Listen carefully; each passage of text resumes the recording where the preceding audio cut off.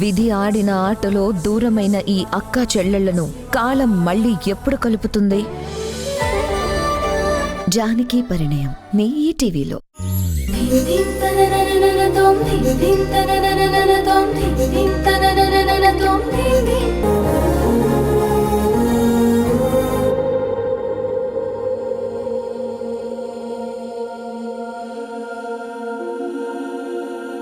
నిన్న నందితమ్మ విషయంలో మీరు చేసిన పొరపాటు అర్థమయ్యాక ఈరోజు ఇలా తాగొస్తారనుకోలేదు. చివరికి నువ్వు ఇదే కదే నాకు మిగిల్చావు.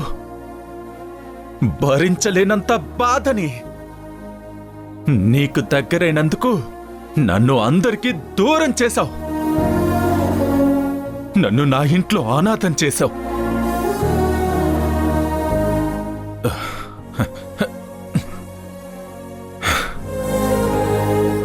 నిన్నెంతగానో ప్రేమించాను కదే. నన్ను ఎలా మోసం చేయాలనిపించింది? నేనేమీ మోసం చేయలేదు ధ్రువ సార్. అది మీకు ఎలా నిరూపించుకోవాలో నాకు అర్థం కావడం లేదు. ఇంకా నన్నెందుకు ఇలా నమ్మించాలని ప్రయత్నం చేస్తున్నావు? నీకు దీనివల్ల లాభమేంటి? మీతో సమస్య ఇదే సార్. ఒక విషయంలో అభిప్రాయం తెచ్చుకుంటారు, అదే నిజమని నమ్ముతారు. కనీసం చెప్పే అవకాశం కూడా ఇవ్వరు.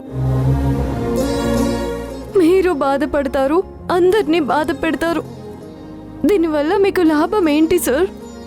సరే తల్లి, నాదే తప్పు. నీతో వాదించాలని నేను అనుకోవడం లేదు. నువ్వే గెలిచావు, నేను ఓడిపోయాను. సంతోషమేనా? మీరు ఓడిపోతే నేను గెలిచినట్టు ఎలా అవుతుంది సార్? అలా నేను ఎప్పుడు అనుకోను. అవునా? సరే, మరి నిన్ను ఆఫీస్లోకి అడుగు పెట్టొద్దని చెప్పాను కదే. ఎందుకు వచ్చావే ఆఫీస్కి? ఆ కార్తిక్ గారిని చూస్తేనే నాకు నచ్చదని నీకు తెలుసు.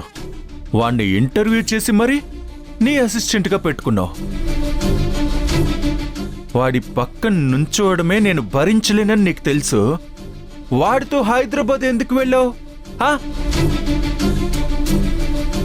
చెప్పు వసుందరా, నీ సమాధానం కోసం నేను ఎదురు చూస్తున్నాను. నిరూపించుకోవడం అంటే సమాధానాలు వినండి అని అడుక్కోవడం కాదు. అసలు ప్రశ్నలే వేసే అవసరమే లేకుండా చేయడం. అలా నువ్వు ఏ రోజన్నా చేసావా? నీకు ఆ కార్తిక్ గడి బాధ అర్థం అవుతుంది, నా బాధ అర్థం కావట్లేదు. ఇదెక్కడ లాజిక్ వసుందరా? వాడి జీతం గురించి ఆలోచించిన నువ్వు నా జీవితం గురించి మాత్రం ఆలోచించవు.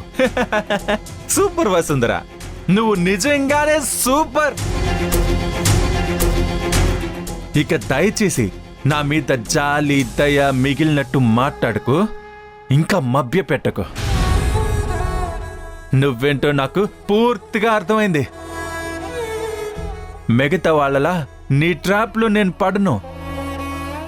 అవసరమైతే నన్ను నేను నాశనం చేసుకుంటానే కానీ నీ చేతుల్లో నా జీవితం నాశనం కానివ్వను.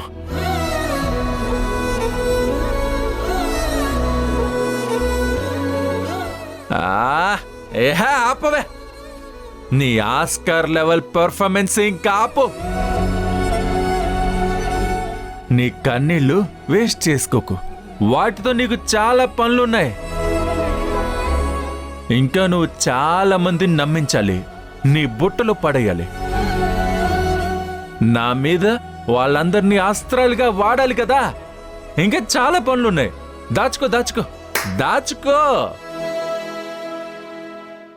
దయచేసి నా మీద మాత్రం ప్రయోగించకు ప్లీజ్. ఇంకా నాకు తట్టుకునే శక్తి లేదు.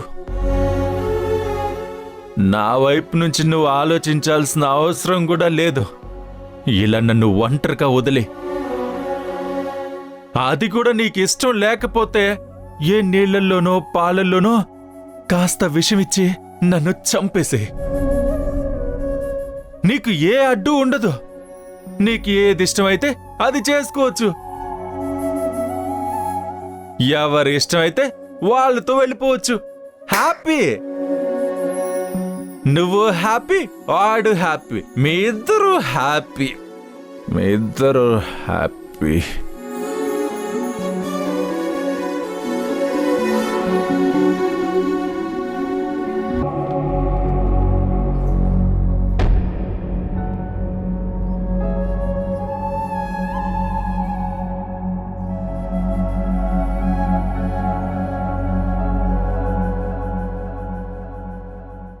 ఎలా చెప్పాలి సార్ మీకు?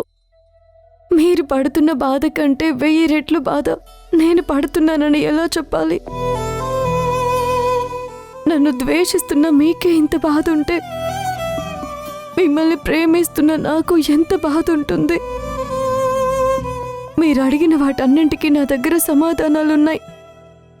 కానీ మీకు కావాల్సింది సమాధానాలు కాదు, నా వైపు నుంచి చూపించాల్సిన ప్రేమ అని అర్థమైంది. ఇక మీదట మీ వైపు నుంచి ఆలోచించడానికి ట్రై చేస్తాను.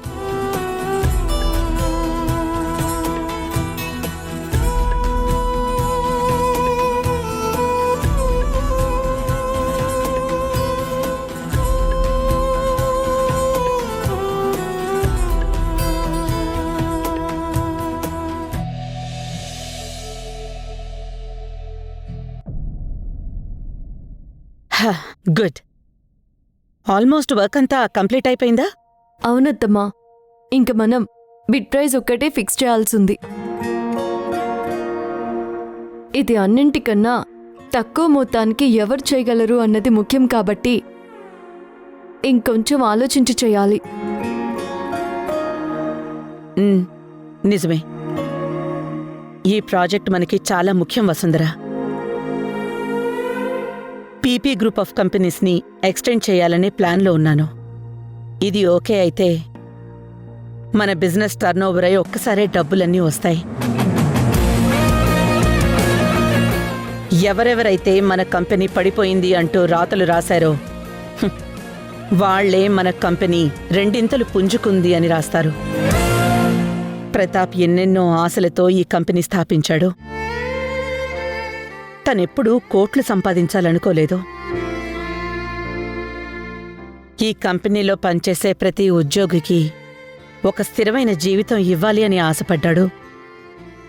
నా మూలంగా ఏ కుటుంబాలు ఇబ్బందులు పడకూడదు అని పదే పదే చెప్తూ ఉండేవాడు.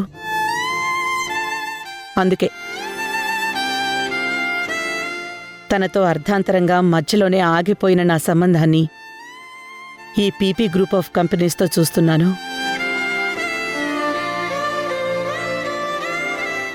ఈ కంపెనీని నడుపుతున్నప్పుడు నా బంధువులందరూ ఆనందంతో ఉన్నట్టు, ప్రతాప్ నవ్వుతూ చూస్తున్నట్టు అనిపిస్తుంది. అదే కంపెనీ నష్టాల్లో ఉన్నప్పుడు తను నాకింకా దూరం అయిపోతున్నట్టు, తన ఆత్మ కూడా బాధపడుతున్నట్టు అనిపిస్తుంది. అందుకే నా కొడుకుతో పాటు సమానంగా ఈ కంపెనీ గురించి ఆలోచిస్తూ ఉంటాను. అత్తమ్మా, ప్రతాప్ సార్ మీరు కలిసినప్పుడు ఎంత అన్యోన్యంగా ఉండేవారో ఇప్పుడు మీరు చెప్పిన ఒక్క మాటలో అర్థమవుతుంది.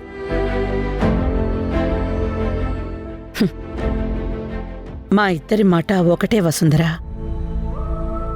తను చెప్తే నేను చెప్పినట్టే, నేను చెప్తే తను చెప్పినట్టేనని.